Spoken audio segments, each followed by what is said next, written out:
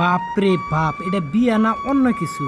তো যাইগা আমি কি কইবার চাইতেছি শুনেন। সো গাইস, আমি ফার্স্টের থেকে ব্লগটা স্টার্ট করি। আঙ্গ বাড়ির থেকে বেশি দূর না এই বিয়া বাড়ি। ওই যে দেখতেছেন, ওই যে কিন্তু বিয়া বাড়ি দেখাই যায়। আমি বাড়িতে ওখানে বাইর হইছি। তো এই বিয়ার মধ্যে যেটা প্যান্ডেল সাজাইছে গাইস, এই প্যান্ডেলের পয়সা আমার মনে হয় আধা বিঘা মাটি রাখা গেত।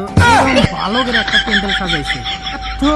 খরচ করে ও যে প্যান্ডেল সাজাইছে আমি চিন্তাই পাচ্ছি না। তো আমি হয়রান হয়ে গেছি। যাই হোক, আমি প্যান্ডেলটা আপনাকে ভালো করে দেখাইতেছি, আপনারা ধৈর্য সহকারে দেখেন। গাইস, বাইরে থেকে দেখতেছেন নর্মাল একটা ছোট্ট একটা প্যান্ডেল সাজাইছে। তো যাই হোক, আমি ভিতরে যা দেখাইতেছি আপনারা দেখেন ভিতরে কিরকম স্টাইল করছে বা কিরকম ডিজাইন করছে, কতটা প্যান্ডেলের নিচে আমি সবকিছু কমু আজকে এই ভিডিওর মধ্যে। এই বিয়া বাড়িতে যে এত মানুষ করছে, এত মানুষ দাওয়াত জাফত করছে, তো আমি ভাইবা আচরিত। তো আমি খাইবার গেছিলাম, দেহায় তো 29 হয়ে গেছি গা। তো এই যে গাছ দেখতেছেন এক মুরকার প্যান্ডেলের অবস্থা গোনাই, তার মানে তারপরে দেখেন কত ইষ্টি মেহমান আইতাছে, এটা গেতাছে এন্দে গেতাছে। তো বিসমিল্লা কয়া আমও তো প্যান্ডেলে ঢুকে গেলাম গা। তো যাইতে যাইতে দেখি অবস্থা ভাইরে ভাই, যে রোমে যে নশার কন্যা বই ফের দিছে, এই রোমে তো একেবারে বিদ্যুৎ ইচ্ছা করে দিছে কত সেরি বুড়ি, না সেরি বুড়ি না, মানে সেরি বউ। তো অবস্থা দেখে আমি ভিডিও বানান দেখে খালি তো এরা সেরি খালি আমার মি চা থাকে। তো চা থাকুক গা, আমার মতো আমি আমার কাম করে থাকি। তারপরে যেটা বরের বাড়ির বাড়তে যাবে না যেটা রাস্তা, সেই রাস্তাটা দেখেন কি ধুনিয়া করে বানাইছে। এটা ওই যে সেরাগো বাড়ি মুরাতা মানে লাস্টের দিকে। তারপরে এটা তো দেখলেনি গাইস, আরও একটা কথা বাহির হয়েছে। তো কোনে খাইবার দেয় বা কোনে মানুষ খায়, আমি এই প্যান্ডেলটাও দেখাইতেছি, এই মজমাটাও দেখাইতেছি, আপনারা ধৈর্য সহকারে দেখেন।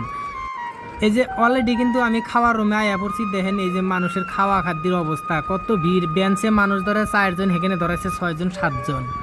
তো ওখানে তো ভিড়ই কইলাম যে তাহলে আমি একটু এনে বইয়া থাকি আর নশা কন্যার একটা ভিডিও বানিয়ে নিয়ে যাই। তা মানুষের জন্য আমি চাপা আনলাম না, কয় যে তুই কি বাল ছেড়ে ইউটিউবার রে তুই এনে ভিডিও করবার আইসা, যার জন্য আমি ওখান থেকে হইরে আইসা বললাম। যাই হোক, কোনে থাকি ওরা ভিডিও করতে থাকে, আমি একলাই ভিডিও করি।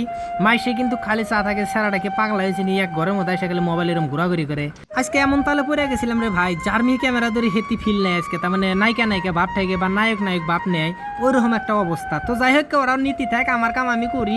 পরে কিন্তু গাইছে আমি অলরেডি খাইবার আইসা পড়ছি। খাইবার আইসি হে মানুষ দাহায় উড়া দেহের আবার বইছি।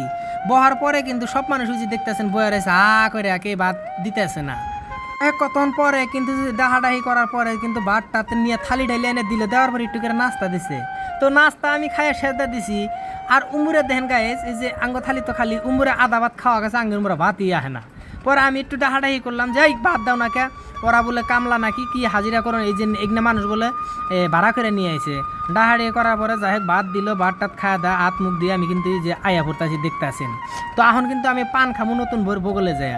তো ধৈর্য সহকারে দেখেন, বোর হাতে আমি আজকে ডাইরেক্ট ফিস টু ফিস কথা কমু নাকি গাইস আমার কিন্তু ভালো করে খাওয়া হয়েছিল না, যার জন্য আমাকে আগে উড়াইয়া দিয়ে দিছে। তো আমি আছি এটা উড়া পড়লাম। তারপরে কিন্তু পান খাইবার নিগে যাইবার নিগে আলোচনা করতেছি।